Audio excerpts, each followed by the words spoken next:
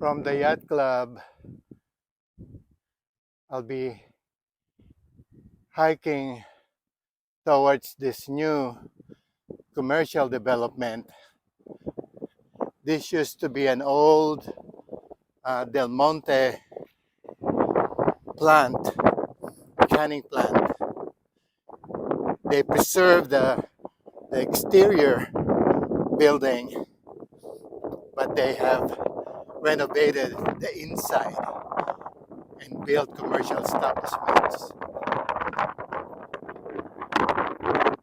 This trail, or this new trail that they have built within this commercial establishment, leads all the way up to the industrial office buildings of Alameda, and then it goes towards the end of downtown Alameda and extended all the way to the Alameda Point.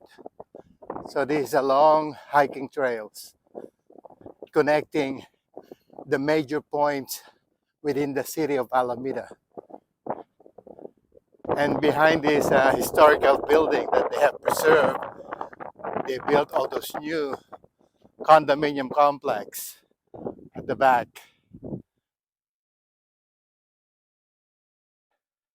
So it's the old and the new.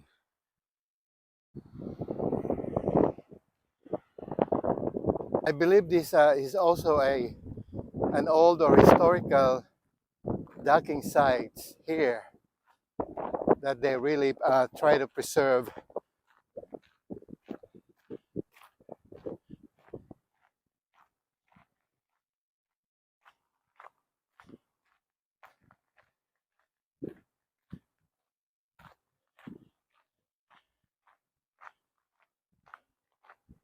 And this is part of the industrial or commercial complexes that has been developed in this area. And I believe there's also a hiking trail behind those buildings. The last time I went here, I went all the way around the building.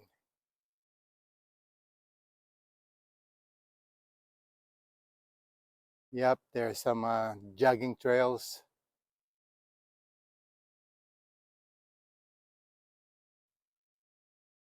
So this area is called Bethlehem Shipyard. And it says on the sign here, like the Alaskan Packers and Encinal shipbuilding were attract or shipbuilders were attracted to Alameda for its undeveloped waterfront and its sheltered harbor with deep shipping channels. Between the 1890s and 1940s, local shipyards turned out vessels ranging from wooden square riggers to steel freighter. Bethlehem's Alameda facility, one of the several Bay Area shipyards owned by the steel company, occupied the waterfront between Encinal terminals and Webster Street, developed during World War I. The complex included the largest machine shop on the Pacific coast, and its 8,000 employees produced nearly 60 steel ships over a 7-year period. Reactivated in World War II, the yard provided work for 5,000 men and 1,200 women who built 8 giant troop ships while repairing over 1,000 battle-scarred vessels. The luxury liners President Cleveland and President Wilson launched in 1947 and 1948 were the last ship built at Alameda's greatest shipyard. Except for the fabrication of structural steel, the yard lay inactive through the 1960s. The site was redeveloped in the 1980s as Marina Village.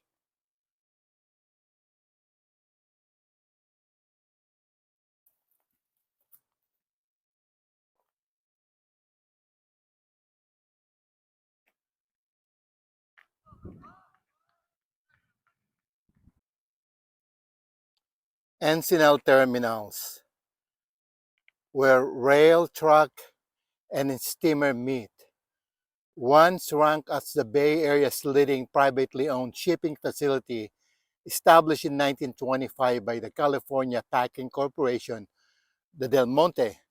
The terminal was developed on marshland owned by the Alaska Packers Association, a Del Monte subsidiary. Steamships dock here in Alaska Basin, where longshoremen discharged and loaded many types of cargo, including Del Monte brand canned fruits and vegetables. Trucks and rail cars carried freight to and from dockside transit sheds and a big brig warehouse on Buena Vista Avenue, which is visible to your right. Encino terminals played a pioneering role in the development of containerized shipping. It was here in 1959 that the world's first high-speed dockside container crane was placed in operation, expediting the movement of steel cargo containers between ship and shore. The new technology transformed shipping practices around the world. Del Monte sold Encino terminals in the 1970s. Shipping operations ceased in the 1990s when the terminal was converted into a container storage and repair yard. The area west of Alaska Basin became the Wind River.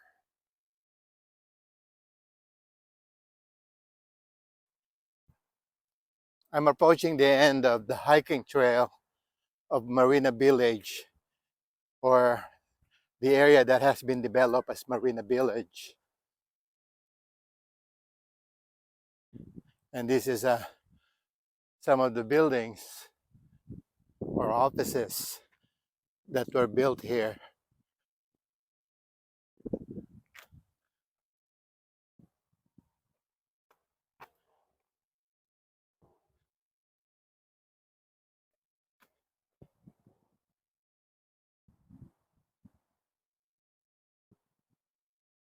Here's the 360 degrees view of this area, the waterfront area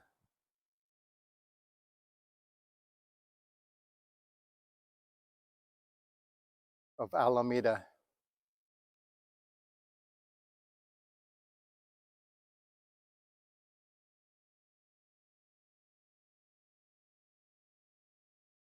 So those structures are the remnants of the terminals of Encinal terminals.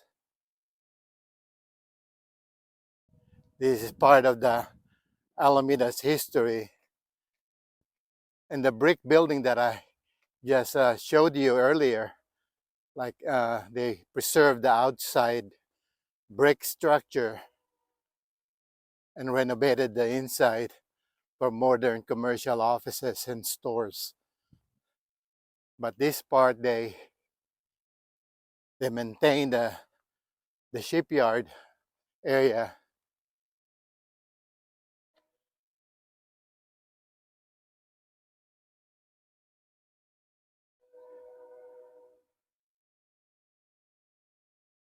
This structure has withstood the test of times.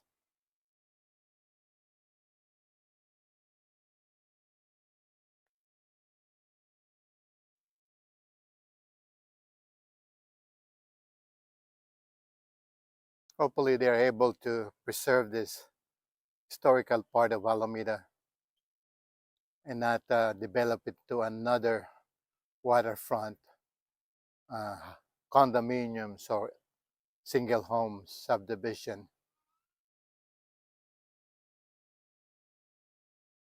This is probably one of many areas in Alameda left untouched by housing development, and hopefully it stays that way.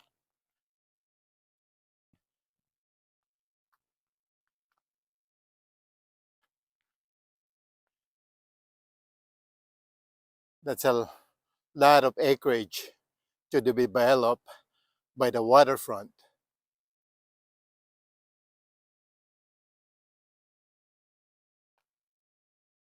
I'm now approaching the historical brick building of Del Monte. It's a good thing that they were able to preserve it at a historical site, or one of the historical site of Alameda.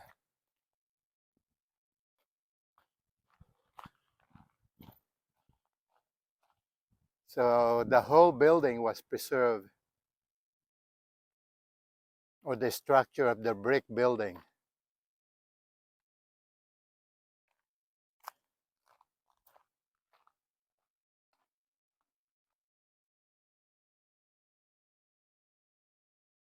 So now I'm really interested to see the front of the building, how they develop it.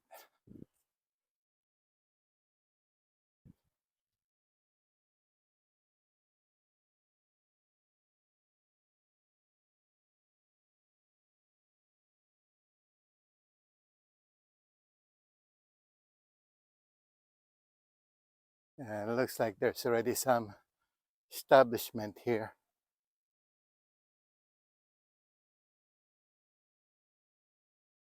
Oh, they even have residential units in this building. And you can see from this window, they just preserved the shell or this outside the structure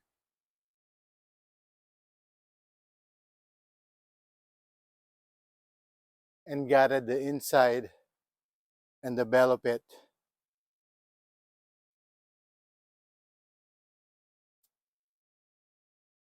Walking back to the Grand Marina,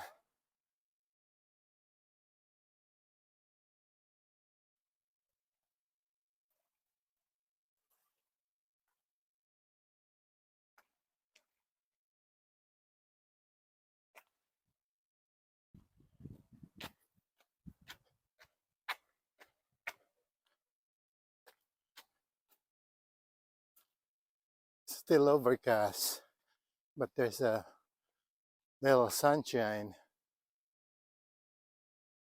on that horizon. There's still light.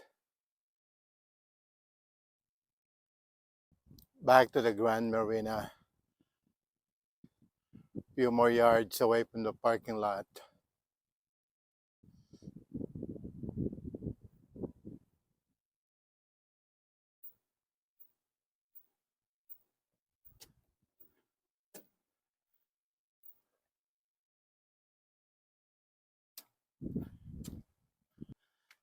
Few more yards to the parking lot.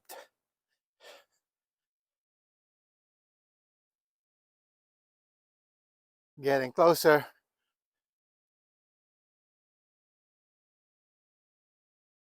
That's the US Coast Guard Island and the Mormon Temple on the background in the hills.